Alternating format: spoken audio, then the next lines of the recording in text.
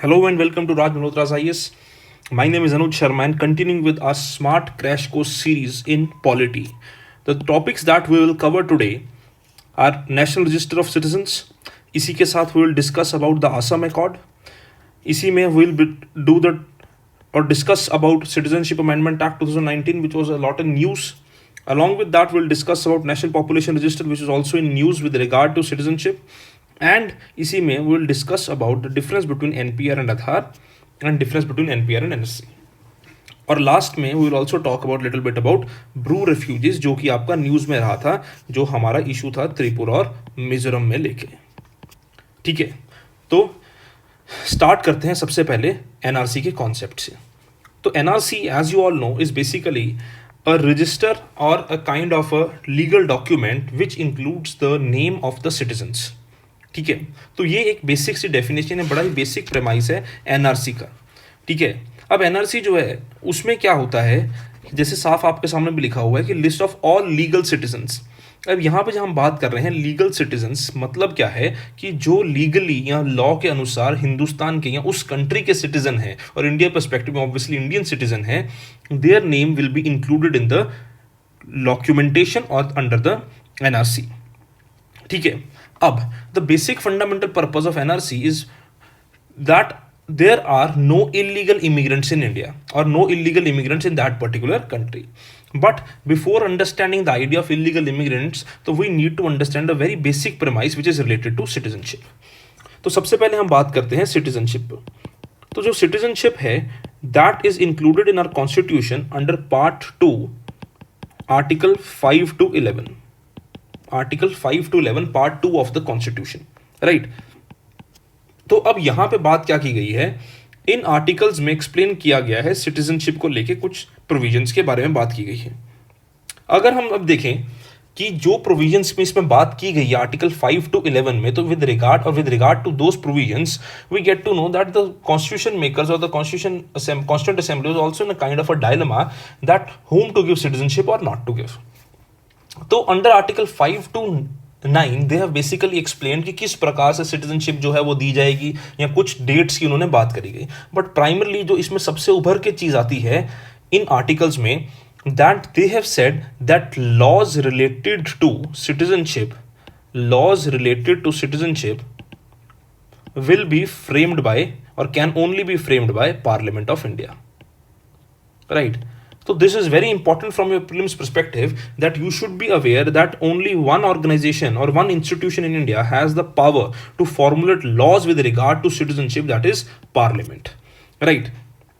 अब आप ये देखो कि जब हम सिटीजनशिप की बात कर रहे हैं अपने संविधान की या अपने देश में सिटीजनशिप की, we are talking about the citizenship, then we need to understand that our constitution also talks about certain principles related to the citizenship. ठीक है, कि ऑब्वियसली कि कुछ जो सिटीजन्स हैं दे विल, जो हिंदुस्तान के सिटीजन्स हैं, दे गेट टू और they tend to get some kind of extra advantage और extra benefit with regard to those people who are not the citizens of India, right? तो सबसे पहले जो हम प्रिंसिपल्स की बात करें, तो उस कॉन्टेक्स्ट में जो सबसे पहला और सबसे इंपॉर्टेंट प्रिंसिपल एक हमारे देश की सिटीजनशिप के रिगार्डिंग है, दैट इज सिंगल सिटीजनशिप. इसका मतलब क्या है, that we do not allow the concept of two citizenship. ठीक है, हमारे देश में ऐसा नहीं है कि कोई आप एक स्टेट के भी सिटीजन और इंडिया के भी सिटीजन हो. Everybody in India has only one citizenship tendency और has only one citizenship, that is the citizenship of India. तो that is single citizenship and our constitution does not permit the idea of dual citizenship. ठीक है, second thing is the principle of jus soli. This means son of soil. ठीक है, that you can be Indian citizen based on the concept of son of soil, that you are born in India and you can be Indian citizenship. Third is the idea of jus sanguinis. Jus sanguinis का मतलब क्या होता है, by blood line और descent. ठीक है, कि आप आपके पेरेंट्स इंडियन हैं but you are not born in India, but on the basis of blood line और descent you can get Indian citizenship. That is the idea of jus sanguinis. Next is that there are certain fundamental rights which are enjoyed only by citizens. ठीक है, there are certain fundamental rights which are enjoyed only by citizens, and these fundamental rights are Article 15, 16, 19, 29 and 30. Very important from prelims perspective that Article 15, जो कि आपको पता है जहाँ पे बात होती है इक्वलिटी की, ठीक है, 16 जहाँ पे पब्लिक एम्प्लॉयमेंट की बात होती है, 19 जो 6 लिबर्टीज की बात आती है, 29 and 30 are your cultural and educational rights for minorities. तो these 5 fundamental rights are the rights which are available only for the citizens of India. Right. इसके अलावा जो लास्ट प्रिंसिपल है that is division between citizenship and aliens. अब यहीं पे आप ये देखो कि कैसे पता लगेगा कोई सिटीजन है कि नहीं है. अब होता क्या है कि there are two concepts, one is citizenship, ठीक है जी, citizens, and second is aliens. अब एलियंस में भी कैटेगराइजेशन दो तरह की गई है, एक है फ्रेंडली एलियंस और एक है एनिमी एलियंस.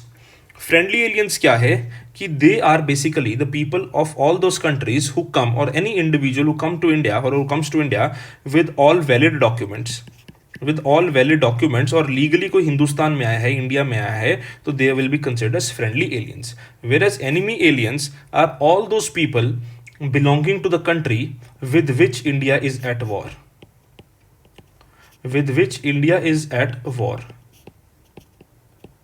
ठीक है, तो they will be considered as enemy aliens. तो जो फ्रेंडली एलियंस हैं, sorry, the friendly aliens, they will get all rights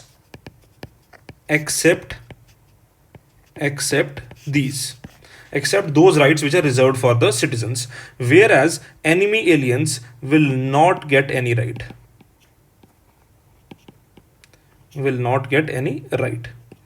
ठीक है जी, that is the difference between friendly alien and enemy alien. ठीक है, तो these are basic principles of citizenship. Now जहां पे हमने स्टार्टिंग में बात करी अभी इसमें कि पार्लियामेंट को ही पावर दी गई, तो पार्लियामेंट ने इस पावर को यूज करते हुए क्या करा, parliament formulated a citizenship amendment act, sorry, citizenship act 1955. ठीक है, अभी इसी की अमेंडमेंट चल रही है जो बार बार डिस्कशन में आ रहा है. तो सिटीजनशिप एक्ट 1955 की बात की गई. अभी जो सिटीजनशिप एक्ट 1955 था, इस सिटीजनशिप एक्ट ने बात करी कि किस प्रकार से जो सिटीजन्स हैं या इंडिविजुअल हैं, they can acquire citizenship of India. ठीक है जी, they can acquire citizenship of India. तो उसमें एक तो कॉन्सेप्ट आता है by birth.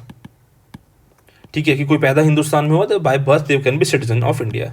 Bye descent, descent का मतलब जैसे भी मैंने पीछे बात करी थी, ब्लड लाइन. ठीक है जी, इसके अलावा आपका आता है bye registration and bye naturalisation. ठीक है जी, रजिस्ट्रेशन और नेचुरलाइजेशन. अब इन दोनों में अक्सर कंफ्यूजन रहती है that what is the meaning of registration और what is basically naturalisation.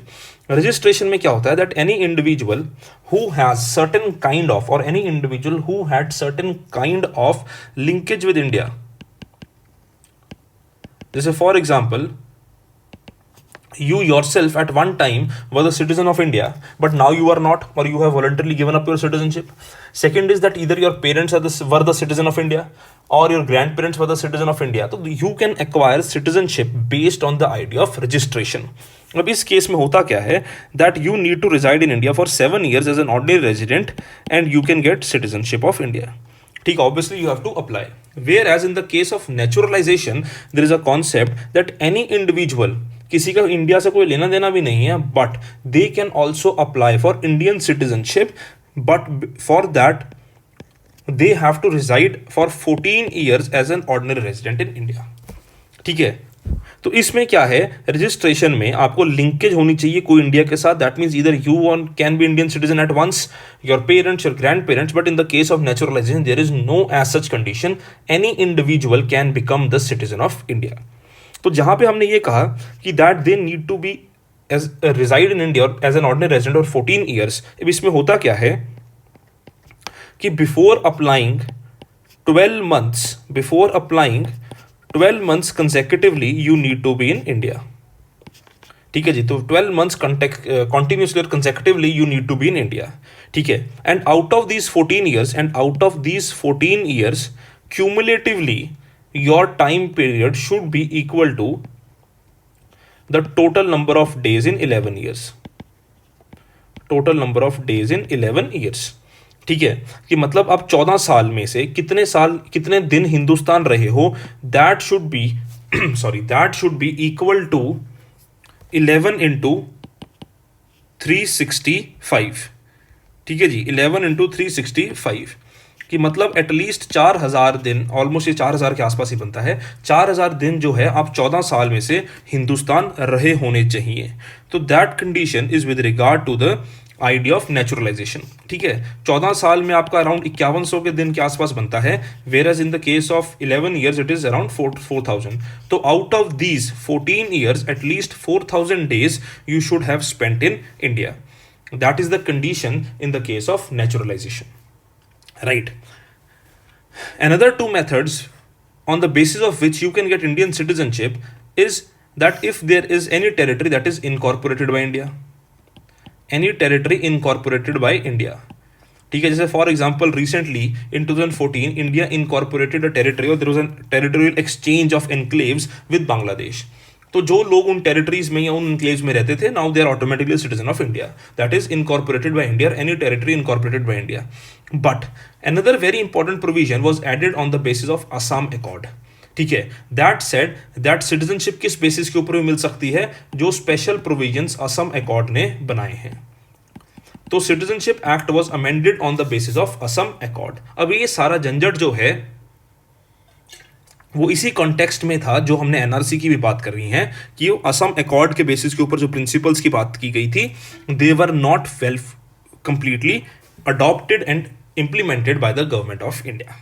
Right, तो ये तो है आपका एक्विजिशन ऑफ सिटीजनशिप। अब इसी के साथ आप थोड़ा सा जो बचा है वो भी सुन लो। वो क्या है, that how you can lose your citizenship और how citizenship can be lost. तो within that case citizenship can be lost के केस में there are 3 basic methods. One is the idea of renunciation, that is voluntarily giving up citizenship. Second is termination, that is you acquire citizenship of some other country,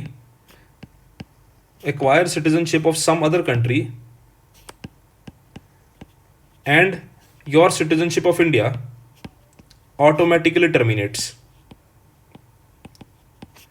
ठीक है जी, your citizenship of India automatically terminates, that is termination. ठीक है, and last is deprivation. This is a kind of a legal procedure adopted by India. इस case में क्या होता है, दैट मीन्स कि फॉर एग्जाम्पल आपने किसी प्रकार का फ्रॉडलेंट मेयर से या फ्रॉड से आपने सिटीजनशिप एक्वायर करी हो, आपने एनिमी कंट्री की हेल्प करी वॉर में, you are in jail for और you are in prison in some other country for continuously 2 years, तो इन बेसिस के ऊपर your citizenship can be deprived. ठीक है जी, in the case of renunciation and termination you can get back your citizenship और you can take back your citizenship based on registration, whereas in the case of deprivation there is no chance that you can get back your citizenship, right, because this deprivation is kind of compulsory termination, कि there is no chance that you will get your Indian citizenship back. ठीक है, तो this is basically the basic और the static portion with regard to citizenship. Now moving to the idea जो हमने discuss करना था NRC का, और उसमें सबसे पहले हम बात करेंगे असम अकॉर्ड की। तो जो ये असम अकॉर्ड है, this Assam accord is basically related to 1971 में जो इंडिया पाकिस्तान की वॉर हुई, जिसके बाद जो अर्स्टवाइल ईस्ट पाकिस्तान था that was formed as an independent nation known as Bangladesh. ठीक है, अब इस केस में क्या हुआ कि जो रेफ्यूजीज थे वो बड़े सारे हिंदुस्तान में आने लगे, because there was a kind of और there is still a kind of a porous border between India and Bangladesh. तो उसकी वजह से जो जो बांग्लादेश के लोग थे उन्होंने इंडिया में इंट्रूड करना स्टार्ट किया, they started to come in India as illegal immigrants, जिसकी वजह से असम में जॉब लॉसेज हुए। पर उससे भी बड़ा कंसर्न क्या आ गया, डेमोग्राफी चेंज होने का। ठीक है, तो उस कंसर्न में, उस कॉन्टेक्स्ट में असम अकॉर्ड एक बड़ा ही महत्वपूर्ण स्टेप या बड़ा ही एक इंपॉर्टेंट इशू है आपकी असम की हिस्ट्री में। अब हुआ क्या कि असम के लोगों ने असम में प्रोटेस्ट करना शुरू कर दिया अगेंस्ट द आइडिया कि इतने सारे लोग जो हैं ये असम में इंक्लूड हो रहे हैं, असम में पोरस बॉर्डर्स के थ्रू एज इलीगल इमिग्रेंट्स आ रहे हैं। तो उस कॉन्टेक्स्ट में हुआ क्या कि there was a kind of violence by the people of Assam, और there was a violence in Assam. उसके बाद साथ साथ क्या हुआ कि there was a complete boycott of elections in Assam, there was boycott of census. So ultimately the government of India had to bow out or had to bow in, and ultimately in 1985 or 15th August 1985 Assam Accord was signed between Government of India, Government of Assam, ASU, that is All Assam Student Union, and AAGSP, that is All Assam Gana Sangram Parishad. All Assam गना संग्राम परिषद। तो 15 अगस्त 1985 को Assam accord sign करा गया। अब ये जो असम अकॉर्ड था, इस असम अकॉर्ड में एक तो 24 मार्च 1971 एक बड़ी इंपॉर्टेंट डेट है, और दूसरी 1 जनवरी 1966 बड़ी इंपॉर्टेंट डेट है। अब हुआ क्या कि इसमें दो ये इंपॉर्टेंट डेट्स का मतलब क्या है ये समझो कि 1 जनवरी 1966 की जो इंपॉर्टेंट डेट है, इसमें क्या कहा गया कि जो भी लोग 1 जनवरी 1966 एंड 24 मार्च 1971 के बीच में हिंदुस्तान आए हैं, they need to register themselves with appropriate authority and they shall be given citizenship 10 years subsequent to such registration. Right. So what they said that anybody who has entered India between 1st January 1966 to 24th March 1971, they will register themselves with the authority and such individuals will be disenfranchised. That means इनके जो rights हैं as a citizen, they will be taken away, but they will not be thrown out of India, or they will not be said to that you have to go back to India, go out of India. पर क्या करा जाएगा इन लोगों के साथ जो इस date में लोगों के साथ लोग आए हैं, they will be detected and after that after 10 years they will be given back their rights. So this was said for the people who have entered India between 1st January 1966 to 24th March 1971. But the people who have entered India after 24th March 1971, जो 24 मार्च 1971 के बाद आए हैं, उनका क्या किया जाएगा? Such people will be detected, their records will be deleted, and such people will be deported. To bring into implementation this provision, NRC was mandatory. ठीक है, ताकि ये किया जा सके इसके लिए एनआरसी जो थी वो इंपॉर्टेंट थी। ठीक है, अब यहां पे देखो यही हमने वहां पे लिखा हुआ है that who have entered after 24th March 1971 shall be detected in accordance with the provisions of foreigners act of 1946 and foreign tribunals order 1964। ठीक है, अब है क्या कि इस कॉन्टेक्स्ट में बात की जाएगी। ठीक है, अब फॉरेन ट्रिब्यूनल्स जो बने या फॉरेनर्स एक्ट जो था 1946 का, वो बताता था कि किस प्रकार से जो हैं वो इंडियंस जो लोग हैं वो सिटीजन्स कंसिडर किए जाएंगे या फॉरेनर्स कंसिडर किए जाएंगे। ठीक है, उनका पासपोर्ट जब्त किया जाएगा, किसको क्या राइट्स मिलेंगे, उसमें बात की गई है। सिमिलरली इसमें क्या करा गया कि फॉरेन ट्रिब्यूनल्स को एस्टेब्लिश करा गया 1964 में, एक एग्जीक्यूटिव ऑर्डर निकाला गया जिसमें यह कह दिया गया कि फॉरेन ट्रिब्यूनल्स होंगी and these foreign tribunals based on the foreign provisions act 1946 जो है ये डिसाइड करेंगी that who all are citizens and who are not. अभी असम में जो चल रहा है या जो इशू हुआ था उसमें भी यही था कि foreign tribunals were given powers to decide that whether an individual is citizen of India और नॉट। अब earlier there was a provision that foreign tribunals could be established only by central government.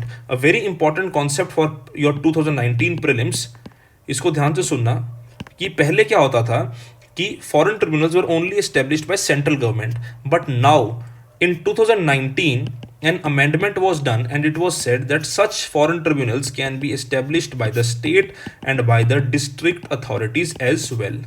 So earlier it was only central government, but now after 2019 it is central government, state government and even district authorities who can establish foreign tribunals. So such tribunals will decide that whether an individual is citizen or not. ठीक है, अब NRC का जो procedure है वो तो चलता रहेगा। उसमें क्या होगा कि the people have to register themselves as citizen by giving a proper proof or documentation. A proper proof and documentation is required to prove that you are a citizen or not.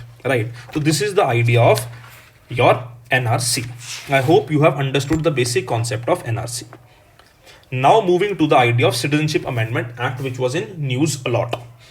अब ये जो Citizenship Amendment Act है, ये Citizenship Amendment Act ने जो हमने अभी पीछे 1955 के एक्ट है उसको अमेंड किया। अब यहां पे सबसे पहले तो आप ये देखो कि सिटीजनशिप अमेंडमेंट एक्ट में चेंज क्या किया गया। कि सबसे पहले तो इलीगल माइग्रेंट की डेफिनेशन चेंज करी गई। 1955 का जो सिटीजनशिप एक्ट था वो इलीगल माइग्रेंट की जो डेफिनेशन है उसमें क्या बोलता है कि any individual who has come to India without valid passport, कि ठीक है ना, कि कोई जो धोखे से फ्रॉडुलेंट मैयर से हिंदुस्तान आया है। दूसरा, जिसका पासपोर्ट के साथ तो आया था पर अब उसका टाइम हो चुका है, he has to go back, उसका वीजा एक्सपायर हो गया but still he is staying in India, तो such people can be considered as illegal migrants. But a very important change has been done by 2019 amendment act, जिसमें क्या कह दिया गया that any person belonging to Hindu, Sikh, Buddhist, Jain, Parsi, Christian communities from the countries of Afghanistan, Pakistan and Bangladesh shall not be treated as Indian citizenship, shall not be treated as illegal migrant on the basis that they must have entered before 31st December 2014। मतलब क्या कहा गया कि 1955 के act में illegal migrant कौन थे? वो लोग जो विदाउट पासपोर्ट इंडिया आए हैं या जो जिनका वीजा या डॉक्यूमेंट्स एक्सपायर हो गए and they still are staying in India, तो those were illegal migrants। but in 2019 इन्होंने क्या कह दिया that Buddhists, Hindus, Sikhs, Christians, Jains and Parsis belonging to Afghanistan, Pakistan and Bangladesh, those who have entered on or before 31st December 2014, they will not be considered as illegal immigrant. तो illegal immigrant में change कर दी definition. तो protest क्यों हुए हिंदुस्तान में, मुद्दा क्या आया?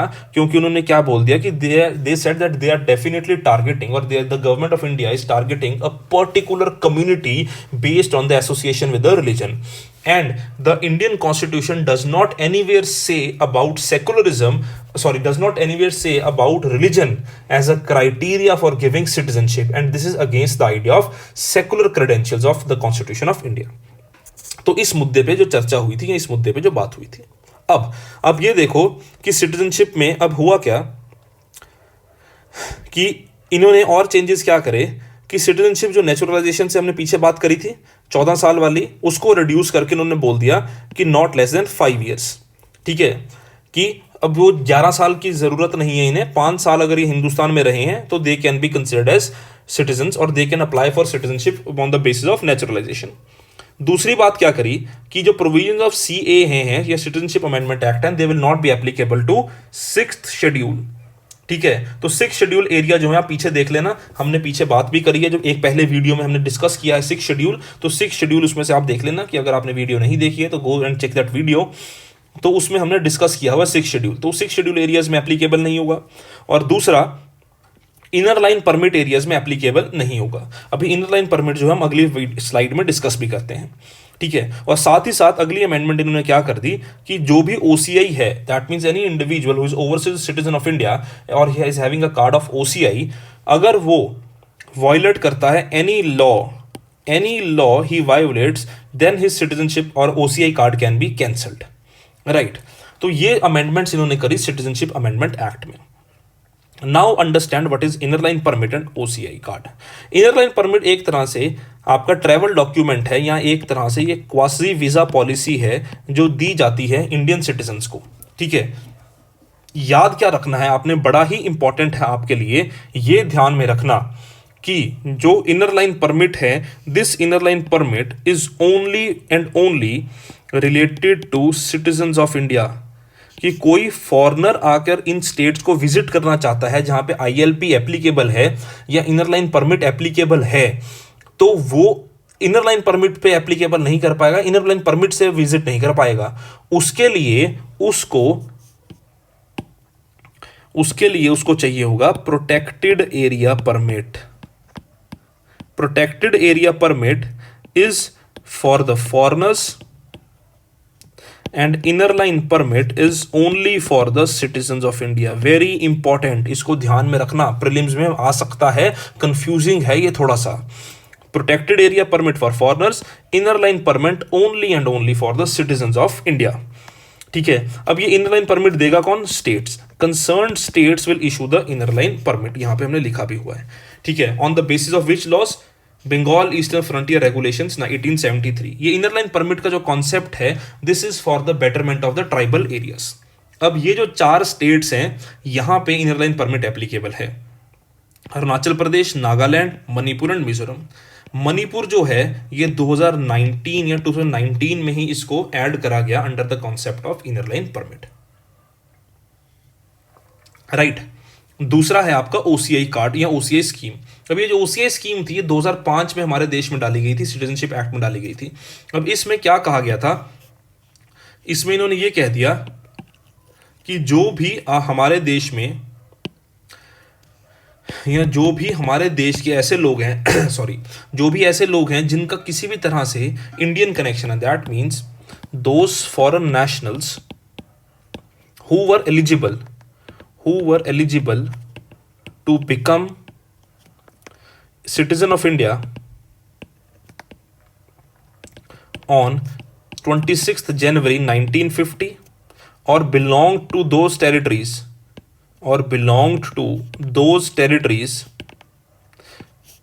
which were Indian territories on 15th August 1947।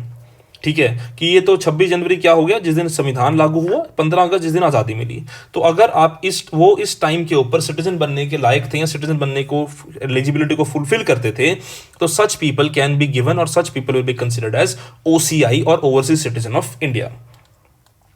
But इसमें एक छोटी सी कंडीशन क्या है कि ऐसे लोग, ये फॉरेन नेशनल्स, किसी भी टाइम पे उसके बाद they shall not be the citizen of Pakistan और बांग्लादेश।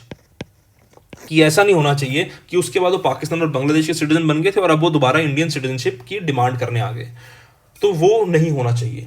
अब ओसीआई में बेनिफिट क्या है, ओसीआई में बात किस चीज़ की होती है, ओसीआई में थोड़ा बहुत परमिट दे देते हैं या बेनिफिट देते थे, किस प्रकार से कि यार हम आपको रजिस्ट्रेशन देंगे या हम आपको क्या करेंगे, हम आपको एनआरआई के बराबर बेनिफिट दे देंगे। तो ऐसी थोड़ी बहुत बेनिफिट जो थे ओसीआई को देते थे, ठीक है। तो अब इन्होंने क्या कह दिया इस एक्ट में कि ओसीआई कार्ड जो है ये कैंसिल कर दिया जाएगा अगर आपने किसी भी हिंदुस्तान के लॉ की वायोलेशन करी। तो this is with regard to citizenship amendment act, ठीक है जी। Next is your national population register.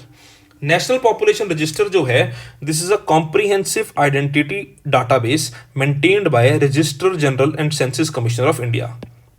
ठीक है, आरजीआई जो एमएचए के अंडर या मिनिस्ट्री ऑफ होम अफेयर्स के अंडर काम करते हैं, they maintain a comprehensive data with regard to national population register. अब इसमें होता क्या है नेशनल पॉपुलेशन रजिस्टर में कि जो भी usual residents of the country होते हैं, अब ये जो usual resident of the country का मतलब क्या है, usual resident of the country का मतलब क्या है, वो लोग जो हिंदुस्तान में रह रहे हैं for 6 months, they can be either citizen of India और they can even be foreigners. ठीक है, जो भी हिंदुस्तान में रह रहा है 6 महीने से, they are considered to be usual residents. तो उन सबको एनलिस्ट किया जाएगा, उन सबको लिखा जाएगा किस एरिया में, किस में, नेशनल पॉपुलेशन रजिस्टर में। ठीक है, तो नेशनल पॉपुलेशन रजिस्टर सबका नाम लिखता है, चाहे वो इंडियन है चाहे वो फॉरेनर है, क्योंकि इसका कोई भी लेना देना सिटीजनशिप के साथ नहीं है। तो that is basically with regard to NPR, ये चीजें एनपीआर में बात की जाती है।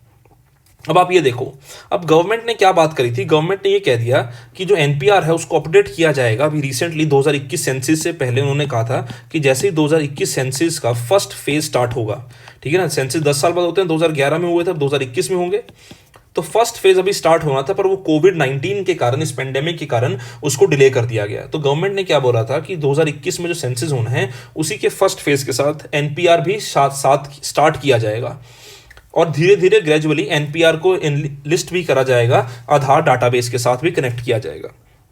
अब ये एनपीआर की जो एक्सरसाइज थी ये पूरे इंडिया में लागू होनी थी, या पूरे इंडिया में इंप्लीमेंट होनी थी, एक्सेप्ट असम, क्योंकि असम में अभी एनआरसी हुआ तो गवर्नमेंट कहती है कि एक्सरसाइज या डुप्लीसिटी ऑफ एफर्ट्स क्यों करनी है, एनपीआर और एनआरसी को हम साथ में देख लेंगे असम के बेसिस के ऊपर। ठीक है जी, अब ये आप थोड़ा सा डिफरेंस पढ़ लो, एनपीआर और सेंसिस में डिफरेंस क्या होता है कि सेंसिस जो है एक बड़ी ही इंपॉर्टेंट और बहुत ही मैक्रो एक्सरसाइज होती है, जिसमें सब कुछ चेक किया जाता है कि घर में कितने लोग हैं, क्या काम करते हैं, कौन आपकी लिटरेसी है, मतलब A to Z चीज़ें जो हैं वो सेंसिस में चेक की जाती है। वेयर एज एनपीआर में क्या था, इसमें सिर्फ और सिर्फ नाम, इंडिविजुअल की कलेक्ट आइडेंटिटी की बात करी जा रही थी कि यार नाम क्या है, कितने देर से हिंदुस्तान में रह रहे हो, नथिंग एल्स। ठीक है, तो सेंसस और एनपीआर में ये बड़ा ही इंपॉर्टेंट डिफरेंस है। अब आप ये देखो कि एनपीआर और आधार की जो हमने पीछे बात करी कि गवर्नमेंट ने ये भी बोला कि आधार के डाटाबेस के साथ इसको लिंक करा जाएगा, तो you need to understand the difference between NPR and Aadhaar. NPR जो नेशनल पॉपुलेशन रजिस्टर है, that is a mandatory concept, Aadhaar is voluntary. NPR collects demographic and biometric particulars, Aadhaar only biometric, वो जो आपका आईज और वो आइरिस स्कैन और ये आपका फिंगरप्रिंट लेता है आधार। ठीक है, एनपीआर में 3 एलिमेंट्स हैं, डेमोग्राफिक डाटा, बायोमेट्रिक डाटा और आपका आधार और यूआईडी नंबर। हमने भी बात करी ना, उसको लिंक करेंगे, सीड इन करेंगे, उसकी बात हो रही है। Where Aadhaar is only 12 digit number जो आपके आधार कार्ड पे लिखा होता है। अब एनपीआर किसको देखते हैं, यूजुअल रेजिडेंट्स जो हमने बात करी 6 मंथ्स वाली, चाहे वो इंडियन है चाहे वो फॉरेनर है, residents of India. Aadhaar is only for residents of India. ठीक है, एनपीआर में क्या है, NPR is not a citizenship enumeration drive. ठीक है, इसको ध्यान में रखना कि एनपीआर नथिंग हैज और NPR has nothing to do with citizenship. ठीक है, एनपीआर का सिटीजनशिप से कोई लेना देना नहीं है। NPR is just basically a kind of updation of the population register. And Aadhaar तो सुप्रीम कोर्ट ने बोला हुआ है, गवर्नमेंट ने बोला हुआ है, is not a proof of citizenship. Another very important difference जिसको लिंक भी करा जा रहा था बार बार, तो you need to understand the difference between NPR and NRC. NPR is population register, NRC is citizenship register. इसमें बात की जाएगी एनपीआर में जो हमने पीछे डिस्कस किया यूजुअल रेजिडेंट्स की, एनआरसी में ओनली एंड ओनली सिटीजन्स की। ठीक है सॉरी, कि किसी भी प्रकार से फॉरेनर्स का नाम एनआरसी में नहीं आना चाहिए। एनआरसी का तो मकसद यही है, ये चेक करना कि कौन फॉरेनर है कौन नहीं है। ठीक है,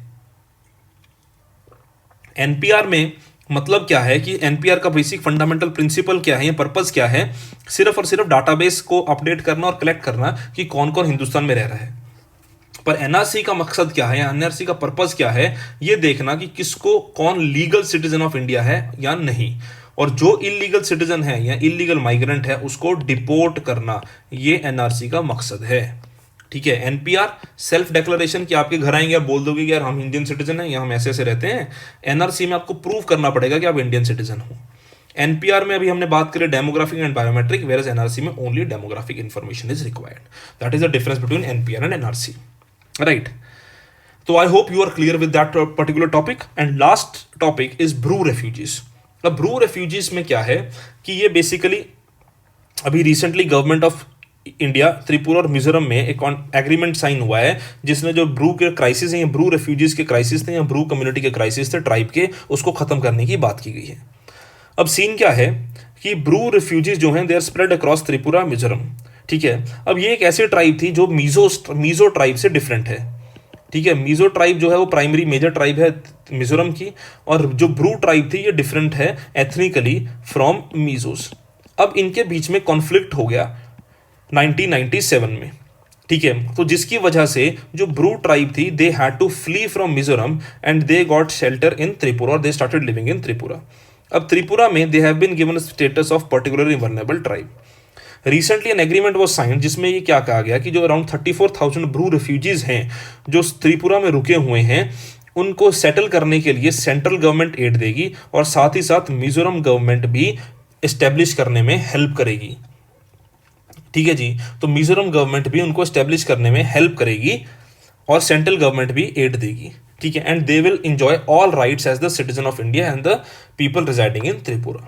ठीक है, तो please go through these slides. That was it for the day. All the best and thank you very much.